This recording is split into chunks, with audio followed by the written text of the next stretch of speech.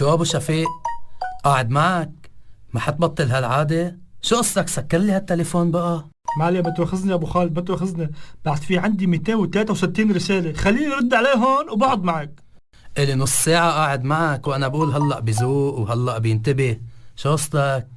ولو يا ابو خالد انت صاحبي وحبيبي هيك عم تحكينا؟ إيه لأني صاحبك عم بحكيك هيك، لو واحد غريب كان طرقك بهدلة، لأنك هيك ما عم تحترم جليسك. طب شو بعمل إذا كنت محبوب وكل شوية بتجيني رسالة؟ معقول ما رد على العالم؟ شو بدك يقولوا عني قليل ذوق؟ ما شايفني فاتح أونلاين؟ ويعني أنا ما ممكن أقول عنك كمان قليل ذوق؟ قاعد معك وما عامل من قيمتي. لا بعرفك بتحبنا وبتستوعبنا، صدقني ما بإيدي يا أبو خالد، صار معي سوسي بالواتساب، إدمان إدمان، قول أكتر. إيه بس هيدا شي غلط. شو هالمرض؟ ما بعرف، اتصور انه ام شفيق بتكون قاعده حدا سهرانين سوا وبحكيها واتساب. ابو خالد بس هالرساله دخيل عينك، هيدي مهمه كتير. لا حول ولا قوة إلا بالله. شوف عيطت لي من البلكون وقلت لي عايزك ضروري، قلت لك مشغول، قلت لي الله يوفقك بس 10 دقايق بنشرب كباية شاي وبحكيك بموضوع ضروري، مش هيك؟ مزبوط، حق معك. إلي نص ساعة قاعد لا حكيتني ولا شربتني كباية الشاي وضيعت لي وقتي. صدقني بعت لها رسالة لأم شفيق عشان تعمل لك كباية شاي ولهلا مردت. يا عيني على التكنولوجيا، شو أخذت منا ذوق وحياة. الله يسامحك يا أبو خالد، الله يسامحك. دخلاك عم تسألني هلا جارتنا سهام مرت المرت عصام إذا بدها تخلص منه وتطلق منه بسرعة كيف؟ تروح على المحكمة وتسأل شو دخلنا؟ شو دخلنا؟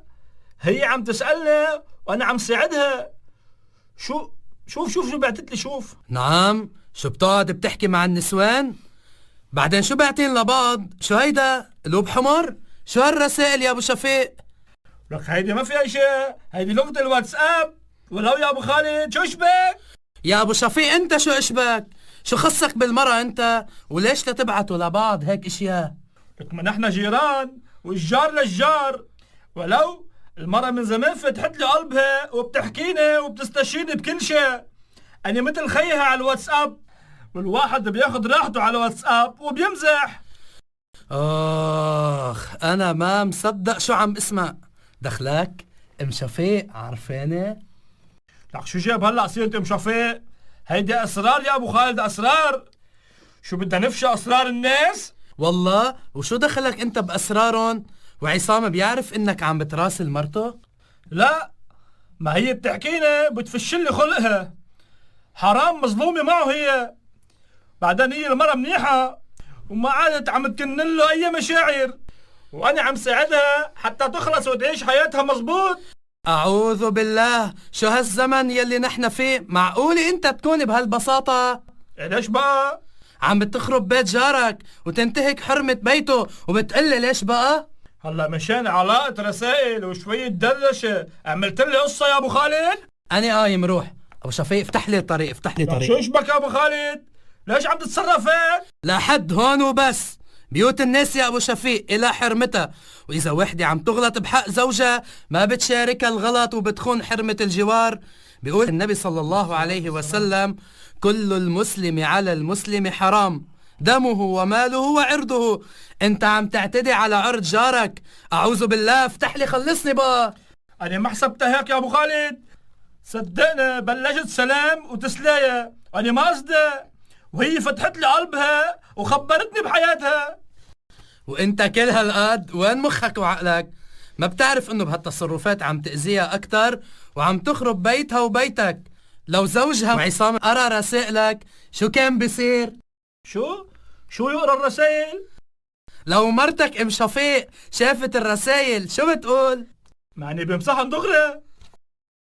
شايف؟ هيدا الدليل على انك عم تعمل شي غلط. النبي عليه الصلاة والسلام بيقول: الإثم ما حاك في صدرك وكرهت أن يطلع عليه الناس. ابو خالد ما حسبت انا هيك دخيلك، مصيبة والله مصيبة وقعت على راسي. زوجها لو عرف بنفضح انا بالحي كله. دبرني دخيلك دبرني. أبو شفيق اسمعني منيح، رجع صلح يلي خربته وتوب إلى الله.